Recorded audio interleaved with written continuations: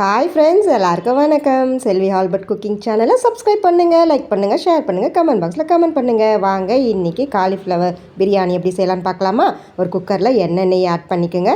அதுக்கப்புறமா பட்டை, லவங்கம், ஏலக்காய், சோம்பு, கிராம்பு, அன்னாச்சி பூ ஆட் பண்ணிவிட்டு நல்லா ஃப்ரை பண்ணுங்கள். அதுக்கப்புறம் ஒரு பெரிய வெங்காயம் கட் பண்ணி வச்சுருக்கேன், அதையும் போட்டு நல்லா வதக்குங்க.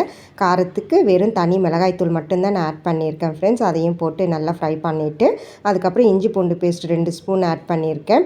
அதையும் வதக்கிட்டு ஒரு சின்ன தக்காளி 2 தக்காளி எடுத்திருக்கேன், அதையும் போட்டு நல்லா வதக்குங்க. அதுக்கப்புறம் ஒரு ஸ்பூன் தயிர் ஆட் பண்ணுங்கள் ஃப்ரெண்ட்ஸ். அதையும் நல்லா போட்டு வதக்கிட்டு சுடுதண்ணியில் வேக வச்சு எடுத்த காலிஃப்ளவரை போடுறேன் ஃப்ரெண்ட்ஸ். அதையும் போட்டு நல்லா வதக்குங்க. இதுக்கு தேவையான அளவுக்கு சால்ட் ஆட் பண்ணிக்கோங்க. ஆட் பண்ணிவிட்டு அதுக்கப்புறம் அளவு தண்ணி ஊற்றுங்க ஃப்ரெண்ட்ஸ். நான் இன்றைக்கி வந்து 1 கப்பு அரிசிக்கு 2 கப்பு தண்ணி எடுத்திருக்கேன். அதையும் போட்டுட்டு கொதிக்கிற டைமில் நம்ம அரை மணி நேரமாக ஊற வச்ச சீரக சம்பா அரிசியை வாஷ் பண்ணி அதில் போடுங்க ஃப்ரெண்ட்ஸ். அதுக்கப்புறம் அரிசி மேலாக்க இந்த மாதிரி வந்த உடனே தம்மில் போட்டு இறக்கினீங்கன்னா சுட சுட காலிஃப்ளவர் பிரியாணி ரெடி. நீங்களே வீட்டில் செஞ்சு பார்த்துட்டு கமெண்ட் பாக்ஸில் கமெண்ட் பண்ணுங்கள்.